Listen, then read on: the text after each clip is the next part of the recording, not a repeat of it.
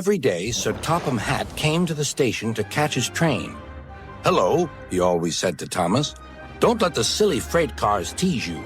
Remember, you have an important job as a special helper in the train yard."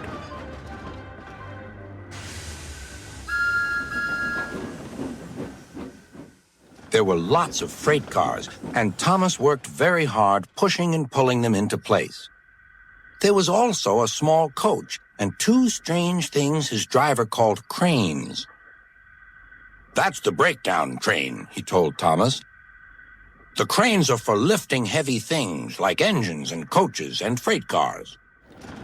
One day, Thomas was in the yard. Suddenly, he heard an engine whistling. "Help! Help!" A freight train came rushing through much too fast. The engine was James, and he was frightened. His brake blocks were on fire. "They're pushing me! They're pushing me!" he panted. On!" laughed the freight cars, still whistling, "Help! Help!" Poor James disappeared. "I'd like to teach those freight cars a lesson," said Thomas the Tank Engine. Soon came the alarm. "James is off the line! The breakdown train! Quickly!" Thomas was coupled on, and off they went.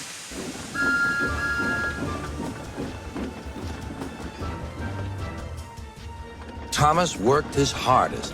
"Hurry, hurry, hurry," he puffed. He wasn't pretending to be like Gordon. He really meant it. "Bother those freight cars and their tricks. I hope poor James isn't hurt."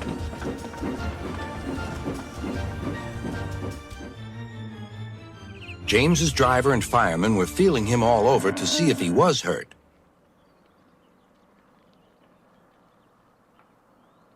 "Never mind, James," they said.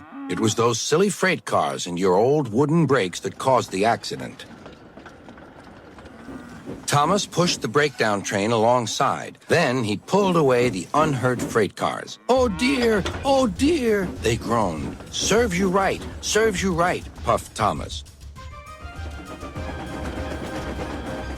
He was hard at work, puffing backwards and forwards all afternoon. "This'll teach you a this'll teach you a lesson," he told the freight cars. And they answered, "Yes, it will, yes, it will."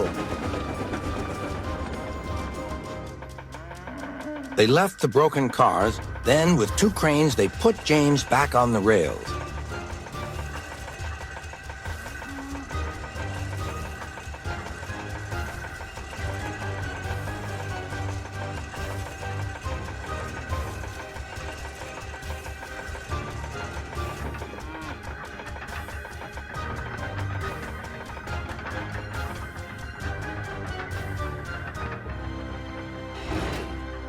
He tried to move, but he couldn't, so Thomas helped him back to the shed.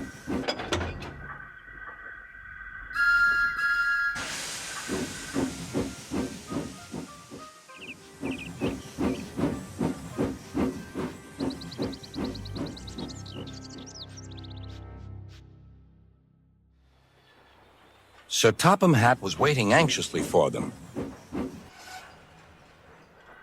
"Well, Thomas," he said, "I've heard all about it, and I'm very pleased with you. You're a really useful engine.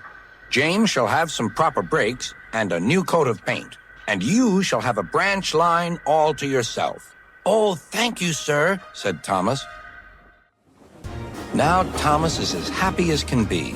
He has a branch line and two coaches called Annie and Clarabelle.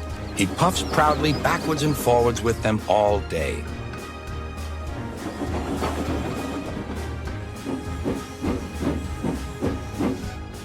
He is never lonely. Edward and Henry stop quite often and tell him the news. Gordon is always in a hurry, but never forgets to say, "Boop, boop," and Thomas always whistles, "Beep, beep," in return.